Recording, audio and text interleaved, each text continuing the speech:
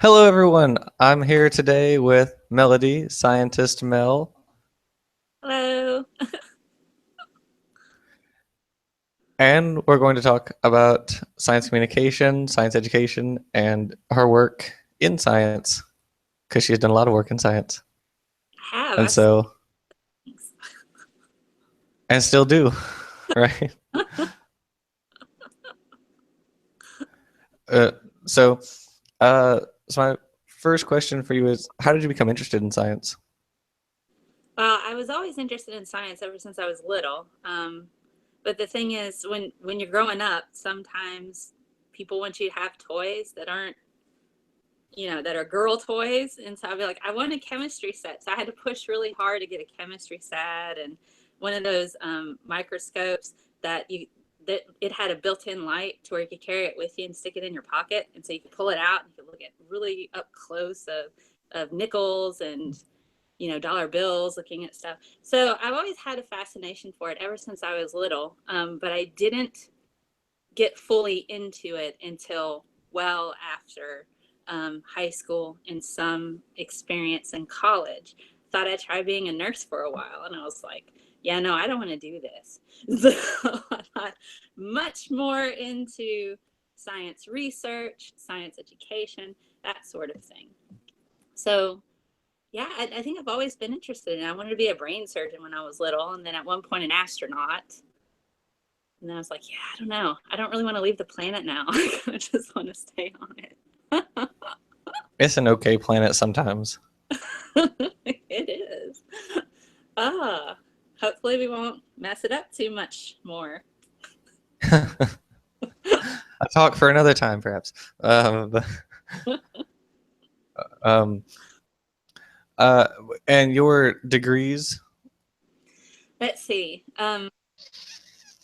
Yes, I have two bachelors of science. One is in biology, and one is in biochemistry. I have a master's of arts in teaching, specialized in secondary science education. And I can teach three different subjects: chemistry, biology, physical science. And I just recently, this past May, got my master's of science in analytical chemistry. So I've done chemistry, I've done biology, and I can teach the things, and it's just a lot of fun for me. All of it. Well, hey, science has to be fun, right? There's so much of it. It's got to be fun. There is. And you've taught in all those different subjects. I've taught primarily biology one and biology two. While I was working on my second master's, I picked up the extra certification in chemistry and physical science. So I can teach those subjects, and I can teach the ones that overlap. So if I wanted to teach like physical chemistry, I could. If I wanted to teach biochemistry, I could. So any kind of individual exclusive courses or the overlapping of them, I can. I've thought about possibly picking up a physics endorsement, so which would require me to take a test. I never really cared for physics. I appreciate the subject as I appreciate chemistry, but they're just not my areas of expertise. Not my areas that draw the most interest from me. Biology has always been my big thing, Yeah. Well, I mean, I can understand that. I'm more but interested in the physics of two electrons moving in a field and electricity and magnetism. If we get to forces on a pulley, I'm like, man, I don't care.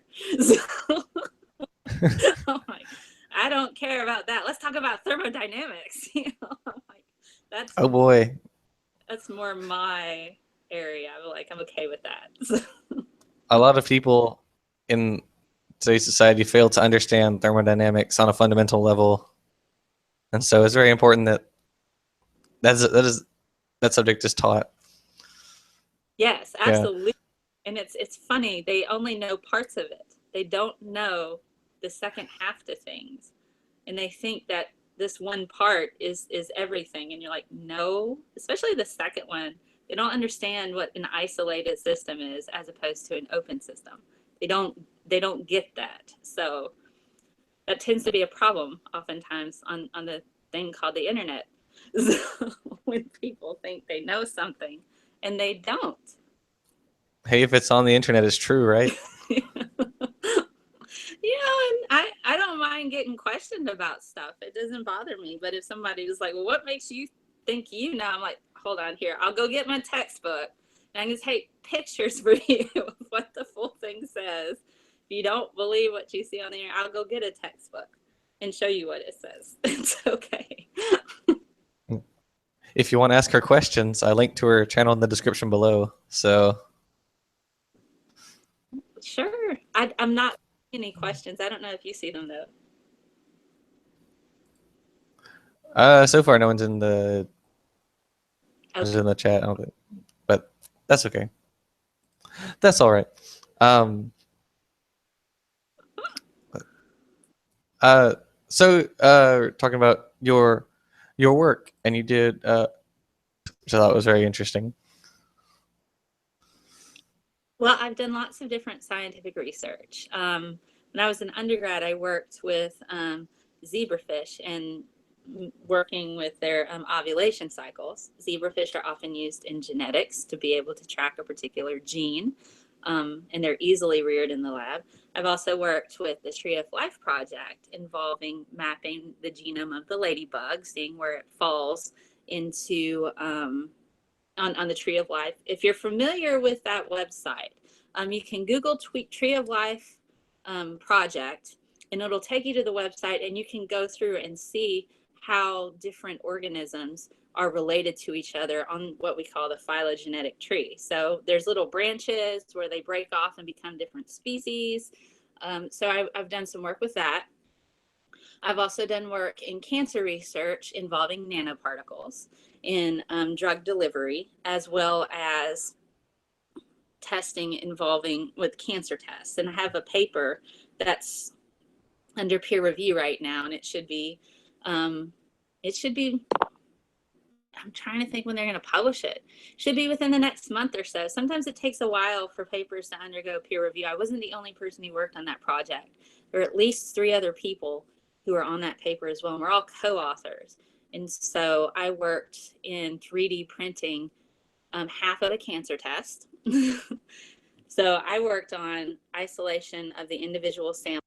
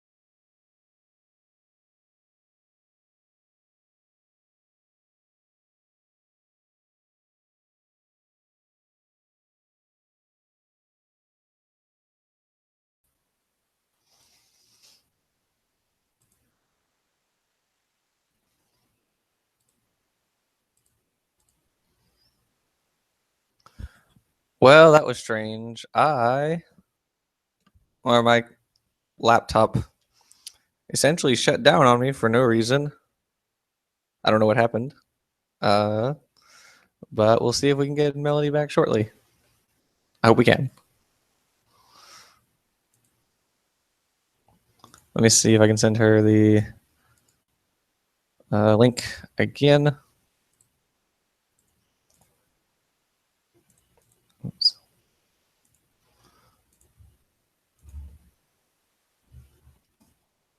There we go. All right. So I've sent her the link now. So we'll see what happens. We'll see. In the meantime, let me distract you with my juggling.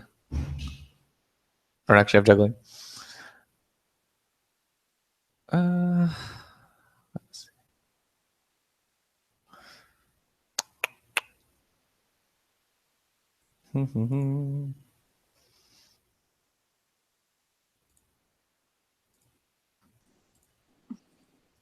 Hello.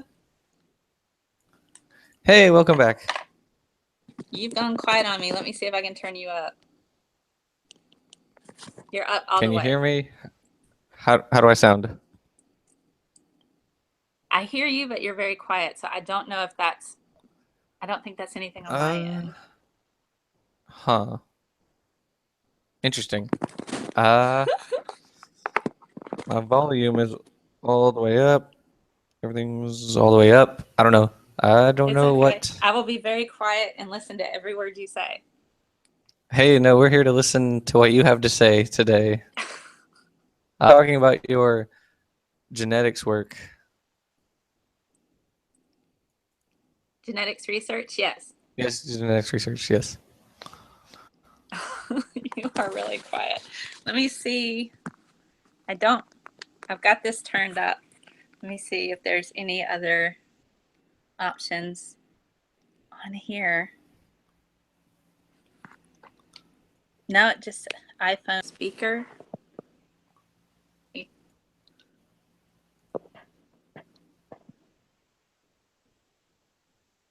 I still am not hearing you. Let's see. It says iPhone speaker, iPhone. I'll try this. Let me see. Huh. It's weird. Technology is a weird thing. Sometimes I have to like reset all of my cameras and stuff. Well, I'll talk for a bit. Can you hear me still? I don't know if you can even hear me Yeah, now. I can hear. I can hear you just fine. I can hear you just fine. Oh, okay. All right. Well, I will.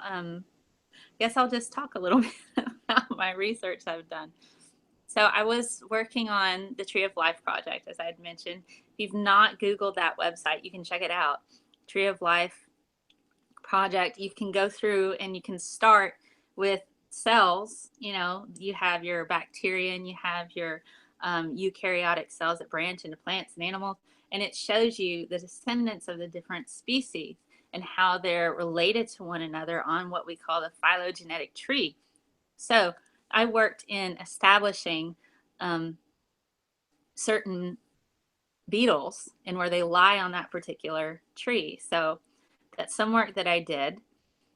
We did electrophoresis, PCR. PCR is polymerase chain reaction. Essentially, it amplifies DNA. So you might have a copy of a particular gene, and then it just makes copies of it using a type of bacteria.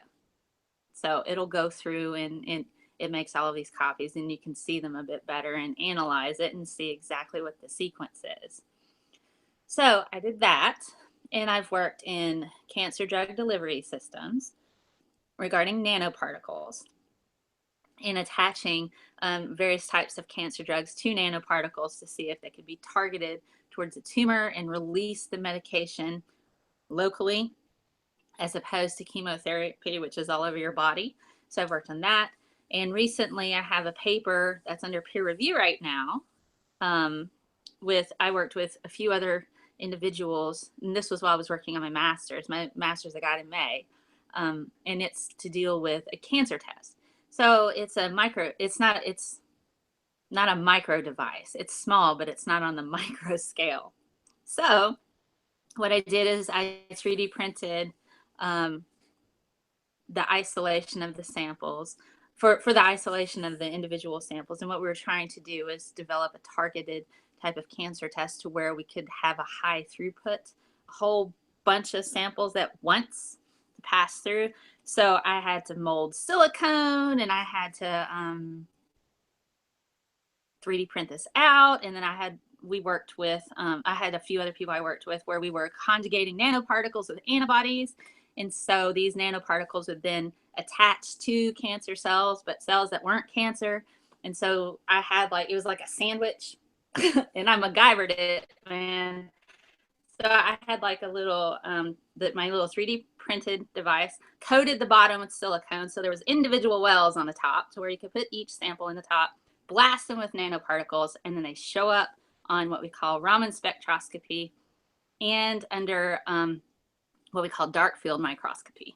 We also use fluorescence to show that they were there. So, for the individual, and we were testing for something called exosomes. But you're a bio person, you might learn about exosomes, especially in cellular biology when you get that far. Yeah. I hope. Maybe one day. But yeah, you said the Tree of Life project, is that TOLWeb? Yes. It is the TOL web, I believe, yes. Mm-hmm. And it's pretty cool. I love that. It is pretty great. I linked to it in the description. Yeah, so I really enjoyed that one because I like that you go through the dinosaurs to get to the birds. I think that's really cool because with the new program One Zoom, it's just they don't have any extinct animals on the tree, and so it's just you just see a branch for crocodilians and then the branch for the aves, and so no extinct relatives. But it does show their the time of their most recent common ancestor, which I think is pretty cool. It is pretty cool.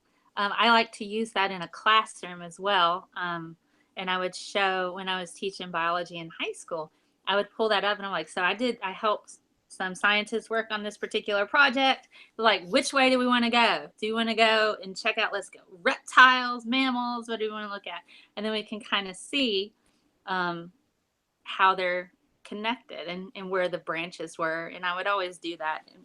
Another thing I like to do as a teacher was have us go through and look at our shoes because evolutionary biologists, they would go through and they would look at the characteristics, the functions of the shoes, the colors of the shoes. Do they have laces or no? Are they fancy dress up shoes? Are they sneakers? And so then we would characterize shoes and draw out a phylogenetic tree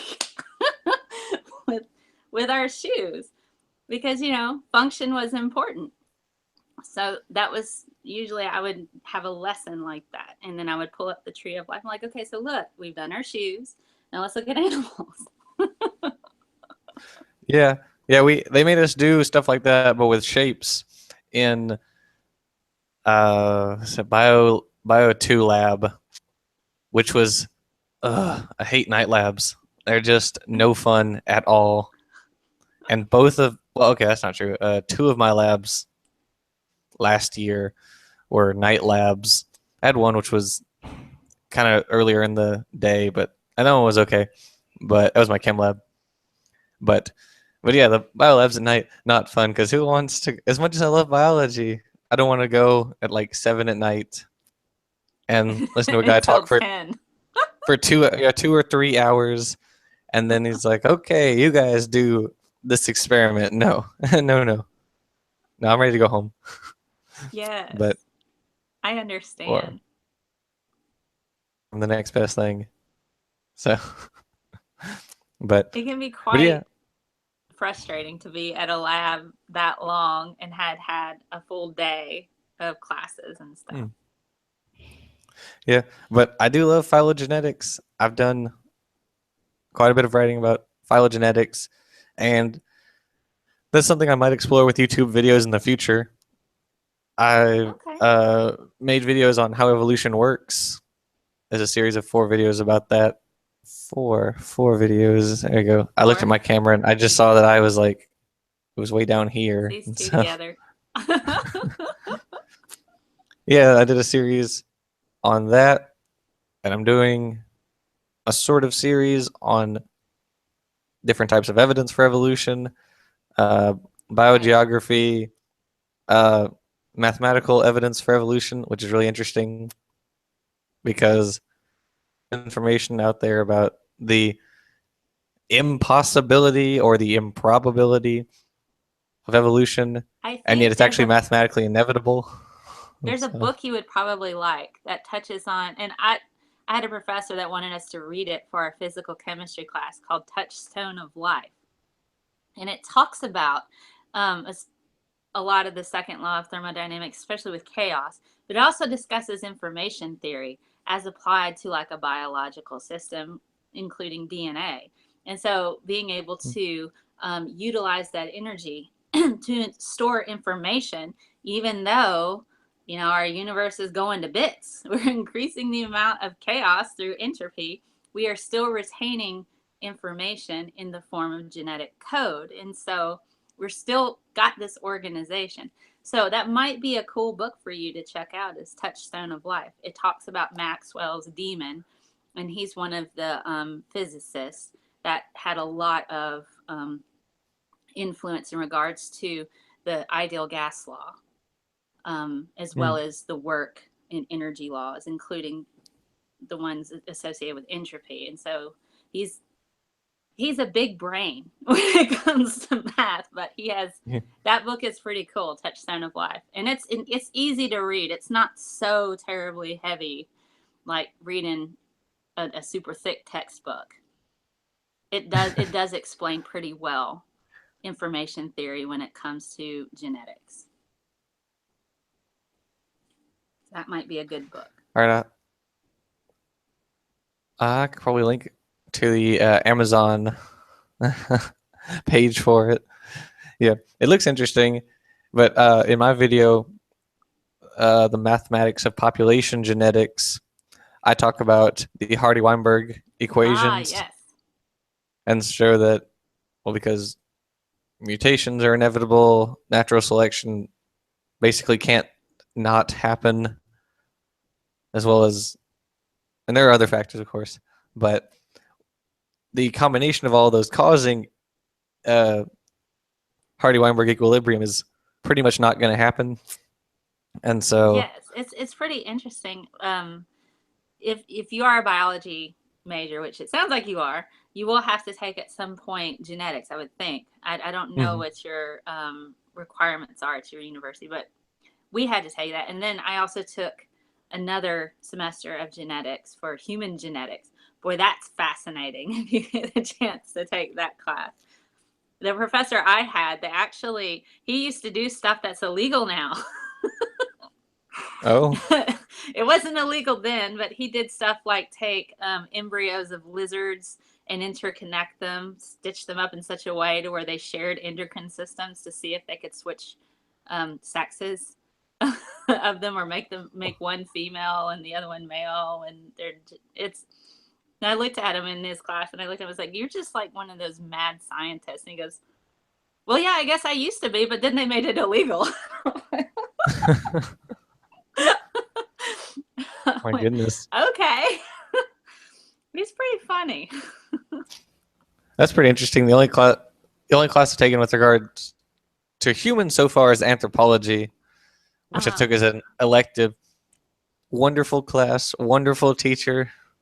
I just had a great time. First class, I made over 100% because it was just I had read a lot of the material that he talked about in that class in books by that point, and so it was just a lot of. And so when the test came around, it was just, oh, hey, I remember this stuff, and then and there were only like 3 tests the whole semester, and so it was pretty easy. Just it was like the fundamentals of evolution, which is easy stuff, and then modern ape biology, and then human evolution. So it was just pretty easy overall. But it was a very fun class. I really enjoyed it. Like the guy. Um, but yeah, toll. Back to Toll Web. Um, it's is it still being managed? Is what still being managed? The website, the Tree of Life Explorer project. Oh, as far as the Tree of Life project, I'm not entirely certain. I've been out of touch with well, the professor that I worked for. He still writes my letters of recommendation, but I'm not certain which direction his research is going now. Mhm. But as far as I know, it's still active because they come up with new species all the time. But Mhm. I believe it's more of and not really a network, but I think scientists, once they publish, they can contribute to it. So it's like a growing kind of database in a way of where Yeah, everything because fits. But I'm not certain if it's still being heavily managed or not. I would think it would be since it's still there. It's not like a cache file or there's still active. I know there's I use OneZoom for most of my phylogenetics research. I mean, I still like TollWeb. It's a great source. But there's also R and Raw is developing a phylogeny explorer project, which is supposed to be along the same lines. Uh, I think that should be coming out soon if it hasn't already. Mm-hmm. Uh, Well, that should uh, be cool. yeah. Hey, I always love Tree of Life stuff. It's very neat. It's also neat to see the branches where people disagree on what is most closely related to who. Yeah, certainly a I think that stuff is megalodon with the shark. The big giant yeah. shark, That's the megalodon that has like a mouth, like, it's like 8 foot tall and mhm. 6 foot wide, which family of shark does it go into? And you're like, and there's still lots of open discussions. I forget the name of the different groups. There's two different groups that they constantly argue about megalodon on which one, and I can't for the life of me remember the names. But I used to talk about that Ooh. too. I was like, which one is it? And they were like, well, this one, its cartilage is different in this case, so it shouldn't be in this particular family. But it has all these teeth, so it should be in this family. So it's just you almost need like a third one. So, this is just the megalodon group. See, They're their own thing. I th- Nobody can agree which one they fit in. oh, that's right. That's right. That's the order. That's right. Yeah, the origin is disputed, and because of that, the shark is disputed too. But from what it seems, because of sharks such as megalodon, the origin of the great white shark itself was disputed. Some ichthyologists thought the great white shark shared a close ancestor with, or a close common ancestor with megalodon, such as the mackerel shark. But the consensus seems to be that the great white is descended from the mako shark, Isurus hestalis, which is the ancestor of the late Miocene shark, uh, or which is a direct ancestor of the shark Carcharodon habeli. Huh. Yeah. Yeah, There's interesting always stuff. a lot of Ichthyology is argument not about that. my my I like ichthyology. I think it's really neat. But I stick more to mammals. I That's think fair enough. mammals are a lot are well, maybe they're not simpler. I work in the or intern at the Department of Mammalogy, which is just across the street from me now. Because I was back in Shreveport, it was 4 hours away, but now it's just across the street. That's awesome. And the and that department does research on murids, old world murids, so mice and rats, and they were trying to see how many different radiations of murids there were in the old world, especially in areas like Sulawesi, where he was doing research. And they actually found this shrew rat called Posidentomes, which is very interesting because it didn't have molars. With no molars, it just had incisors. It was pretty crazy.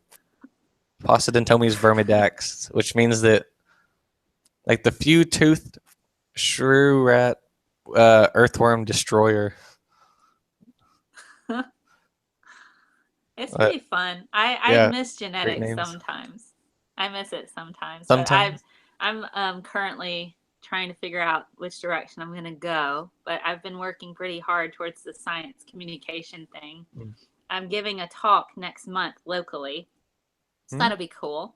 I'll be in London in October. I'm trying to get a talk together for that, to see meet up with people and talk a bit of science. So that'd be kind of cool. And I'm trying to connect with other states in the US to try to go to cons, because I think cons are a lot of fun.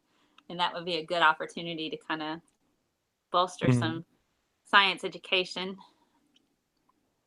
But recently I applied to a particular thing on National Geographic for chasing genius to try to boost science education amongst adults Mhm.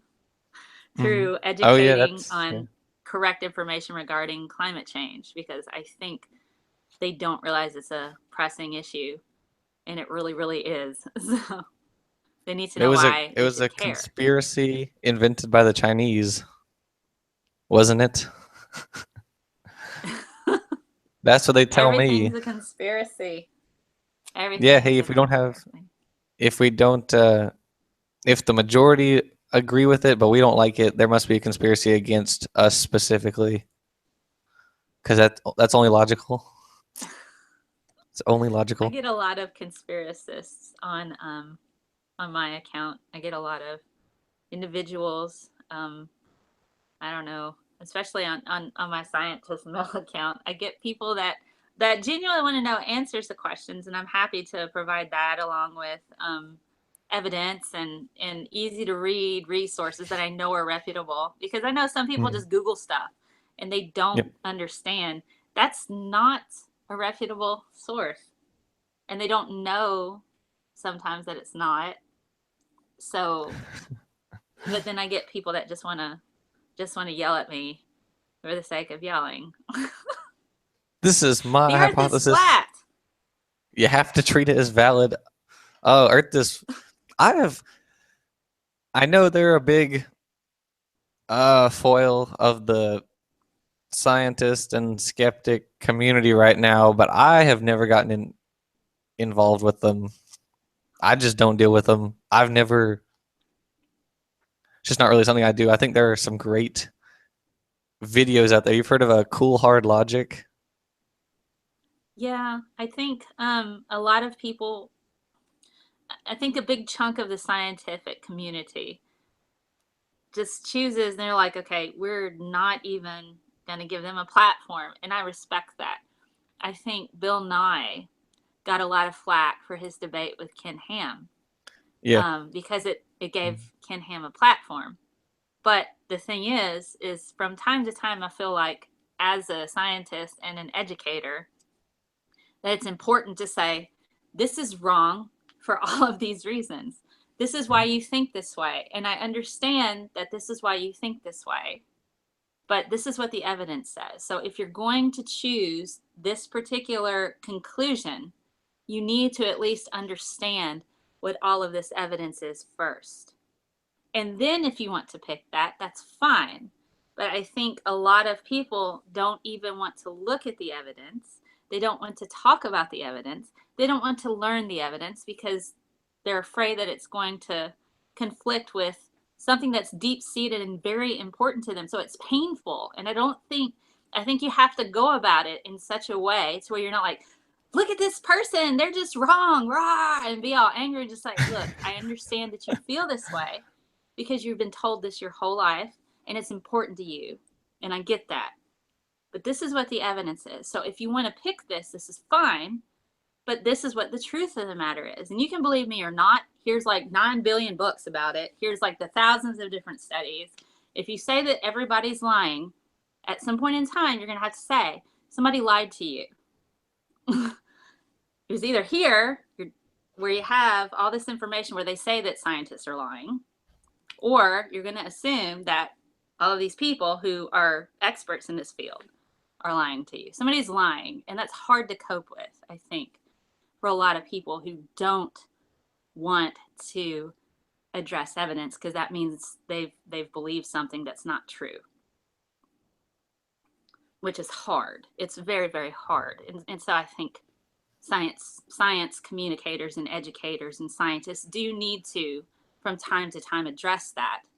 But they need to also say, look, I understand that this is what you believe, and I get that this is important to you, but let's talk about this evidence. And if you're going to say everybody else in the world that believes this is lying to you, then you're going to have to come to terms with that.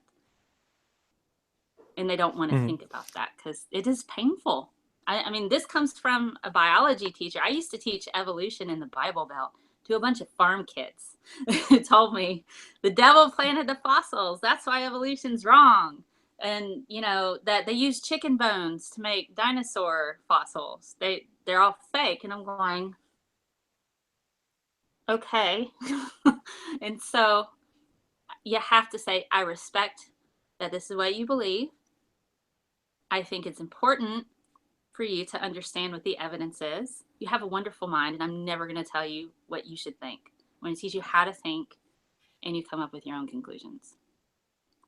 And so that's kind of how you have to go about that, because it is and I could see a lot of my students, they would sit there and you could just see that they're really bright and they would struggle and they're like, this is just wrong, and they get angry. They get angry because they know at some point somebody's lying to them, either this teacher that's being kind and respectful, or somebody's told them something their whole life that's wrong. And it's hard. Yeah, it certainly is. I was in back when I was in high school, and I took Bio 1. It was sophomore high school. One of the students went up to the teacher and said, so if you're teaching the theory of evolution, can you teach the theory of creation too? And she said, no. And he walked away. You know, Yeah. I have an answer for that, because I grew up out in the Creation. area where I was teaching. So I knew what the kids had been told. I knew what they'd been told. So when I would walk in, I would say, okay, look, I'm going to teach you things that they're going to be controversial, because you're all going to be adults someday. You're going to be voting, and you need to know when somebody's lying to you. And you need to know that if you have a wind farm, that it's not going to slow down the wind. You know, because there's like legitimate things that pop up in the news, and kids are smart. They have access to the internet. So they're sitting there, and I said, look, and, you know, I don't have a degree in religion. I said, I don't have a degree in religion. I said, I'm a scientist. I have these degrees from a bunch of old people that told me I know what I'm talking about. This is science, okay? And I can talk to you about that. That if you want to learn about religion, go to a religious leader. I don't have a degree in that. I said, would you bring me your car to fix it?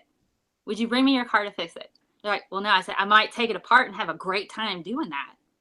Fair enough. But I don't know if I can put it back together. I mean, it's like, so why would I talk about something I'm not an expert in? You want to go to an expert for that, right? And they're like, right. Well, yes, that makes sense. And I'm going, there. That's why we don't talk about religion in this class, because I don't have a degree in it. I'd much rather talk about things that I'm an expert in. What do you think? And they'd be like, that's fair, which it is. How are you going to argue with that? Yeah, that's true. But so many of them go to authorities where there, or go to, let me say, authorities who claim to be literate in these areas when they're painfully obviously not, you know, and they're putting out so much misinformation on the internet, or out on the street corner, as I've seen them here. I had grand old times with explaining things to the protest or not. They're not protesters. The street evangelizers out right out there. It's kind of a walk, not really like right out the window, but and so they'll bring things like a can of Campbell's soup, but they printed out like a little. You know how you have the white paper that goes around like the Campbell soup. It's like white and red paper. Yes. So they essentially like printed out their own, I think. But it says what it says the primordial soup. It'll say the primordial soup on it, and it'll have like a picture of a bacterium, and and so funny because they think this is an argument against. Yeah. They think making fun of it is an argument against it. It's and then they claim to know what they're talking about. When if you press them on it, they never do. They say, "Oh, Yeah, they well, have no idea. I we're think, not talking about in the my evidence here." experience, between classroom, university, internet, dealing with individuals who come from that type of argument, they feel like people are inherently more special than animals. We can't possibly have anything associated with animals because those are just animals. Now, I understand we are the only apes to have left the planet. I get that. We are the ones that are in charge of buildings, we make cars, we're engineers. We've done a lot of incredibly awesome and amazing things, but we're still animals. And so when people are like, we couldn't have come out of this primordial soup, and I'm like throwing in a little bit of Southern accent there. So, we couldn't have Hey, possibly done all this. This isn't us. We're not human. We're humans. We're not animals. And so I'm like, no, but you I don't ain't get no it. monkey. We are so close to chimpanzees and bonobos. There's like our genes are so close, but it kind of bothers me a bit because it I find that a lot of those people are also climate change deniers, where we don't need to Absolutely. save the rainforest, or we don't. And I'm going, we are inherently responsible to a degree for the other animals on this planet because also we're causing a lot of issues. So I find that people who have that argument tend to think that we're somehow more elite than animals. And intellectually, yes. Biologically, not so much. I mean, we have the same needs as they do. So, Mhm. but it comes from a Yeah, weird yeah. sense of we're so much better than animals. We can't possibly be associated with them. Like the Well, only yeah. thing that separates us from the animals is the fact we have sheets on our bed. My grandma used to say stuff like that. Or that we wash our clothes, The only thing that separates us from the animals is that we eat off of plates with forks. Well, there was a troop of red, was it macaques in India, I think, and these uh the people were like threw out their yams one day, and so on the side of this river, and so some of the macaques would take it and wash the yams in the river before they ate it, which I thought was pretty cool. Um, It is yeah. pretty Hey, we got. interesting. We're seeing, I believe they say the chimps have entered the Stone Age now. There are orangutans that mimic fishers and they do spearfishing now. So we're The seeing a chimps have lot entered the of Stone Age. our genetic cousins picking up tools and using them for things. So, Mhm. so it's just, and when people are like, well, we couldn't have come from monkeys. And I'm like, well, okay, if you don't think that, go look at what they're doing right now. And just spend some time looking at research involving chimps and emotions and gorillas and the way that they have like their own, oh, what's the word I'm looking for? They'll have like an alpha male, and then he'll have an alpha wife, and then they have other males and other females, but so they have like a categorical system in place for their groups, and there's a hierarchy there. So you go and you look at this and you're going, okay, how, we're really not that much different. They're catching up. So, and they're Yeah. evolving and they're learning and they're able to mimic humans now and do things humans do. The old world monkeys that are in India that act like gangs and go and rob convenience stores and rip Hmm. apart cars, taking away your electronics. They they have a strategy. It's only a matter of time before War for the Planet of the Apes comes to real life. Well, I mean, it's funny. It's that last trailer for that last film, it said, then it'll indeed be a Planet of the Apes. I'm like, it already is. What do you think we are? Yeah, it is and has been for a while. um, yeah, that was in one of those trailers is a soldier, and on the back of his helmet it says "Monkey Killer," and I thought, oh, no understanding of phylogenetics here. That makes me nuts. I'll go to the zoo out here and there'll be like kids going, Mom, look at the monkey. I'm like, ape, chimp, orangutan. It doesn't have a tail.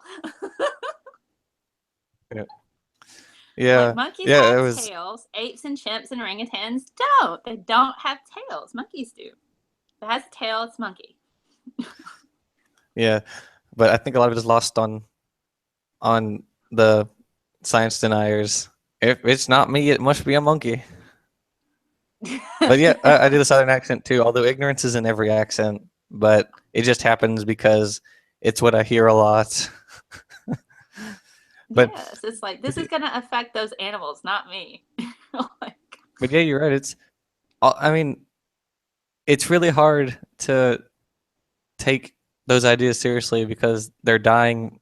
They're facing a death by 1,000 cuts, as my friend RJ puts it. It's just everything that every new uh, advancement that we make is just, oh, that's one more thing we have that they like have to reject, and it's like every week there's another find and another find and another find. They just have to keep like putting out fires essentially. Like, oh no, this thing doesn't do anything. Oh no, that also doesn't mean anything. And so yes. it's just a matter of putting out fires for them, I get asked, which is and speaking of putting funny. out fires, Funny. I get asked a lot of the same questions, and I've tried to make videos that answer the same questions that I get asked all the time, or a blog post, or an article on my blog post, or something. And so I often get asked a lot of the same flat Earth stuff, and so I did an entire video just on the science of flat earthers, why they even exist, the history of them, and what do we think is wrong in regards to why would they think this way, So, I mean, I've done climate change. So I get one thing that I'm getting a lot of that I'm probably going to have to address at some point in time is the whole man brain versus lady brain, especially with the Google thing.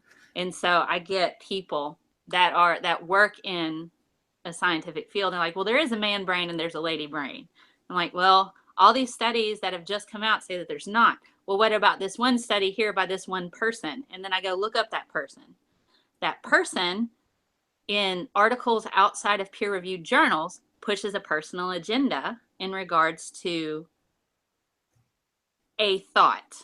This doctor says that there are lady brains and there are man brains, and that's just how it is. But other people say it's a mosaic. There are guys that have girl manifestation traits that we would categorize as girl that show up in their brain, and there are Mhm. girls that have guy characteristics show up that we would categorize as guy. And then you have the whole thing involving how bullying can actually alter your DNA.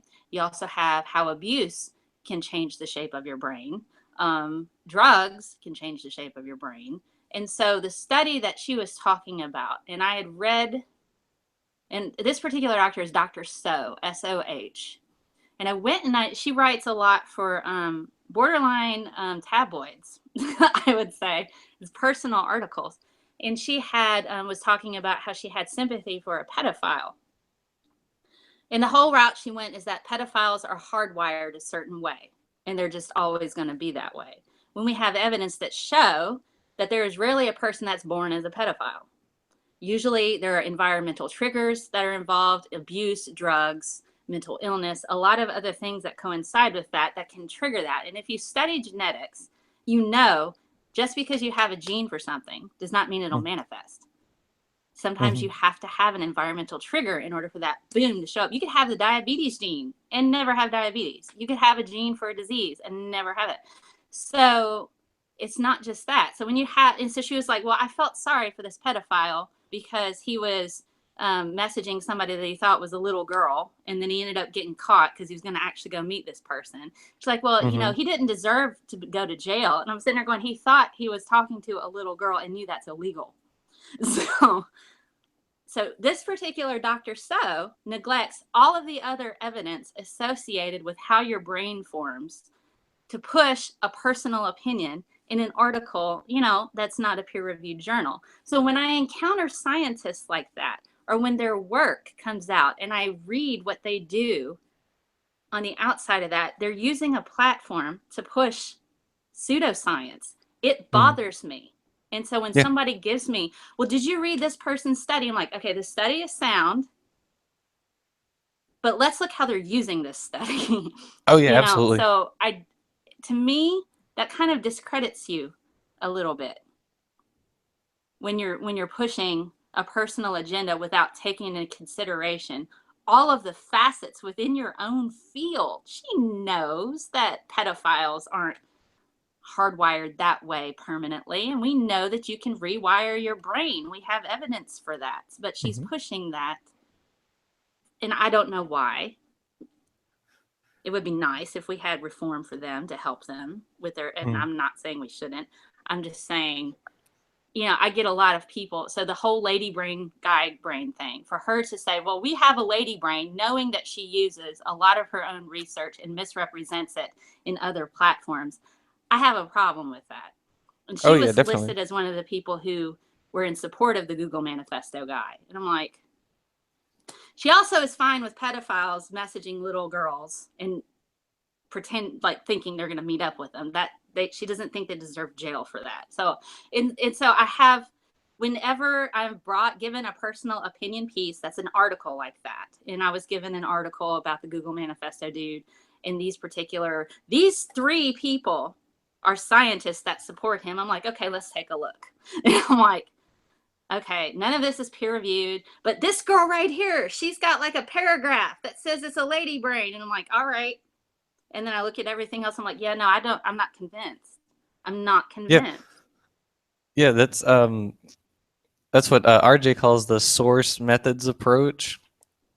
Is where you look at all the sources that they're using to uphold their information, and most of the vast majority of the time, these guys are what he calls what I use it now, addicted to secondary sources, because they won't look they don't have the ability to look at the papers themselves, which uh if you look at a paper and the words just look like gobbledygook, that means you need to go back and learn more about this topic, you know? And so they can't read it for the most part. These papers are just word salads to them. And so they're going to find a source that they agree with, a sensationalized source, like the news, for instance. It makes me so angry that they sensationalize a lot of stuff, a lot of finds, which Yes. may or may not even be important. It may not be much at all, Yes. but they're gonna blow it way out of proportion and make it seem as though this is the new sliced bread. You know, Yes. it'll be something crazy. And so the pseudoscientists, they seize upon that, saying, "Aha! This is their best evidence. Look at how they tout it." And then you go, "Well, we're not the ones touting it. It's actually the media that's throwing it around." Like Well, Darwinius fell prey to that, which was just awful. it's problematic to me because there are scientists that are not genuine. I mean, and they're not good scientists. They may do research and they may get a lot of publications, but that doesn't mean that the publications or the work in itself is inherently good. It could be just another thing that contributes to a particular idea or a particular hypothesis. But there are scientists that use their knowledge to push awful agendas, which I Mhm. find is reprehensible. I mean, we have a history of Nazi scientists alone. They're intelligent people, but they cherry pick. They cherry pick just like Mhm. pseudoscientists. And so anybody who uses a one study to Mhm. push a personal agenda without looking at everything else, and they are a scientist, I have a problem with that because that's not what science is. You have to look at all factors within a particular place. And so when people Yeah. give me like Dr. So's work, well, she's a neuroscientist. She's going to know more than you. I'm like, yeah, she's going to know more than me and she's going to say whatever she wants. And that doesn't necessarily mean it's right. And it doesn't necessarily mean I can't challenge her, especially when I Yeah. have conflicting evidence. So in that whole Google manifesto, lady brain versus man brain thing, that wasn't an educational memo that was sent Mhm. out. We know that. People use studies and have always used studies that are outdated and archaic, even because science changes and evolves to push their own Mhm. personal agendas. And that was kind of the point that I was making with Yeah. Dr. So. I could find all kinds of studies and make a case for any reprehensible, horrible thing. So it's just like, what do you want to Yeah. do? I might want to It, do that sometime and say, this is just hypothetical, but I'm going to write a paper in support of this particular awful thing. Please know I don't actually believe this, but here are like my 32 sources that would support this particular thing. mhm. But with Yeah. my It's luck, people would actually think I feel that way. well, people have a difficult time understanding satire in the modern world. Everything is totally literal. No one has. There's no such thing as nuance, et cetera, et cetera. Um, but yeah, it's very interesting because there will be the people who don't ever look at primary sources, like scientific papers and whatnot. There will be the people who can look at primary sources but misuse them, as you were talking about. And there are lots of apologetic YouTubers out there I've seen. There was a series that came. Oh no, there was a video that came out several months ago called was it Quantum Mechanics Debunks Materialism? This guy called Inspiring Philosophy, I think his name is. And so there were some great rebuttals to that video made by other people who have some knowledge of quantum mechanics. And because this guy, IP, he referenced this one paper several times, saying, aha, the physicists agree with me in this. And it turned out the paper was controversial in the physics community. And there's other things associated with it. I'm not a physics buff, but from what I remember, Yeah. or that's part of what I remember from it. But and then you're right. There aren't a whole lot of of people doing research, as far as I've seen, who are misusing studies. There are a few people on the Answers in Genesis payroll are definitely doing it because they all go and they get doctorates in like astronomy or, in Georgia Purdum's case, genetics, which I still have a hard time grasping how a creationist got a a degree in genetics and is still a creationist. Um, but or or there's a guy Eugene McCarthy. You've heard of him? You heard of him before? It's interesting. It's interesting.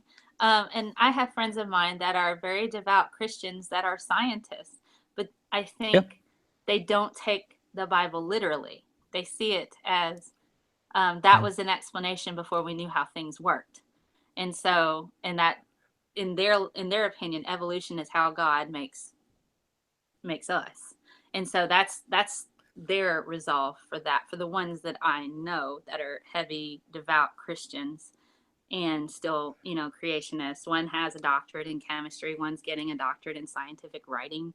Um, sat in my organic classes with me actually.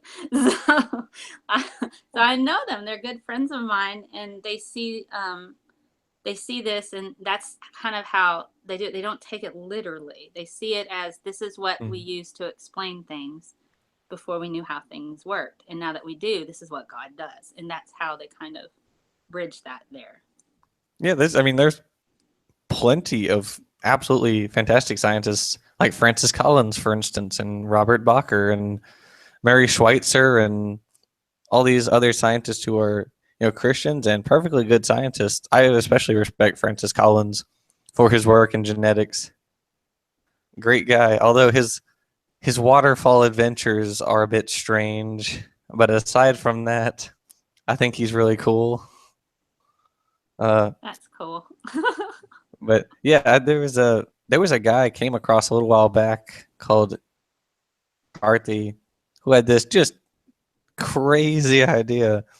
It's so crazy. It was like this has to be a joke. I thought at first because I accidentally stumbled across it while I was doing research on Dryopithecines, which is a group of apes, of extinct apes. And so I was doing research on them, and I came across his website. And are you familiar with his hypothesis? I don't know that I am. So, Okay, so he said that a a chimp pig hybrid is responsible for humanity. Like okay. we are the offspring of a chimp pig hybrid, a male pig, a Wow. female chimp. Yeah, it's it's great.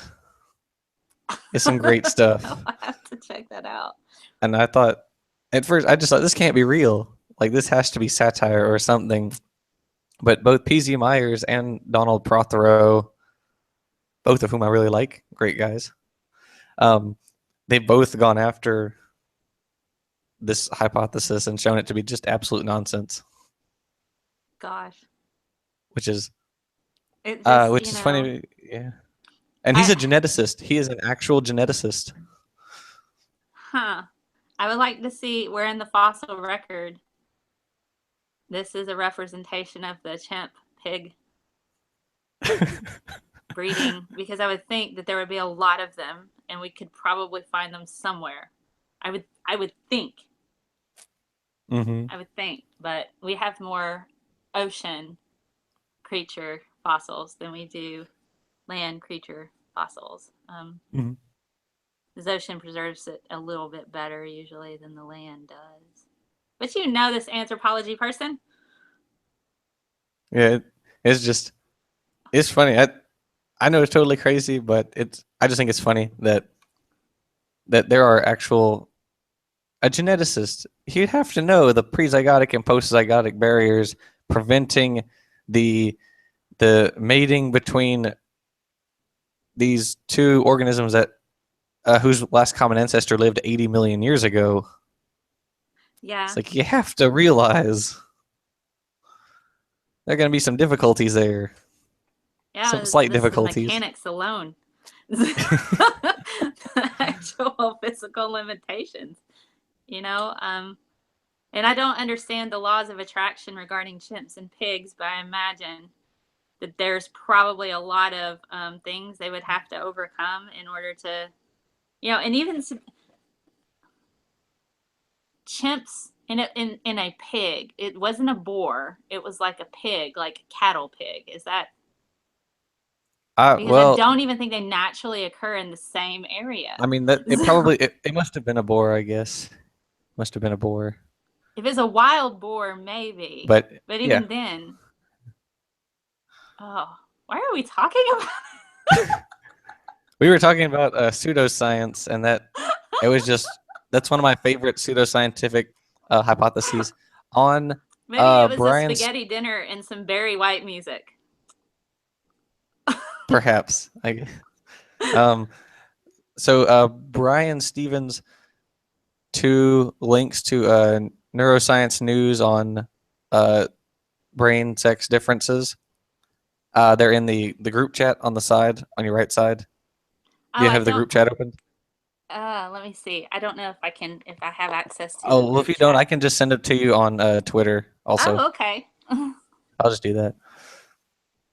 But yeah, we were talking about pseudoscience, and then that's just one that came up that I thought was really funny. Yeah, I know a lot of the studies that people are mentioning in regards to the brains of men and women being different. A lot of them have to do with structures, primarily in the brain stem and around the hypothalamus. I think that's what he's talking about. There may be structures that are different in regards to that, but if you know anatomy and you understand the brainstem as well as the hypothalamus and the pituitary, those particular areas are regulatory for hormones. Um, and so you would expect some kind of structural differences. But when it comes down to ability, capability, when it comes down to gender differences in behaviors and that sort of thing, the studies that we've seen are discussed that with the MRIs, there was an MRI study done, I believe, about 1,400 different brains that show that it's a mosaic.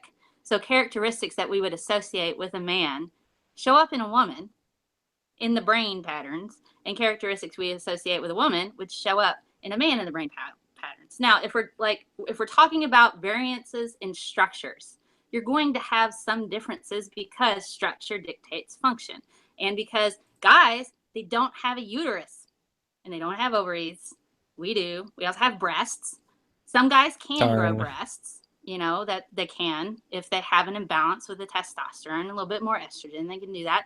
So, but when it comes to ability, and I think the problem, especially with the Google Manifesto guy, was that he was trying to say that women don't pick computer science because they just don't want it.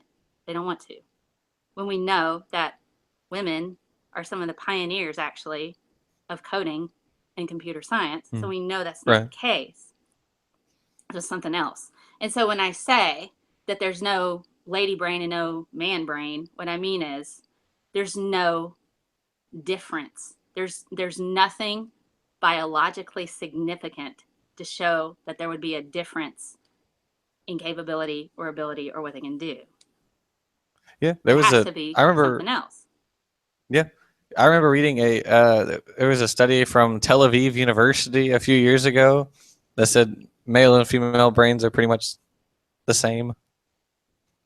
Uh, I don't remember the link. I don't remember what article that was. I know I have it. I know I still have it, but I have to find it But somewhere. I think what people are forgetting is your brain structures can change. They can Mhm. change over time. There's also studies that show as you age, they change differently.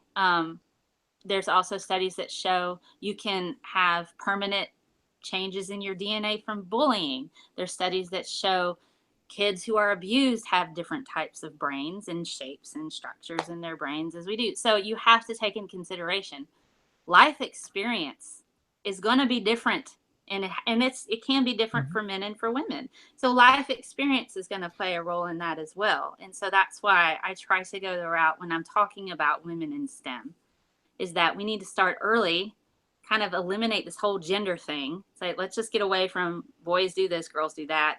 Just kind of eliminate that in the educational sense.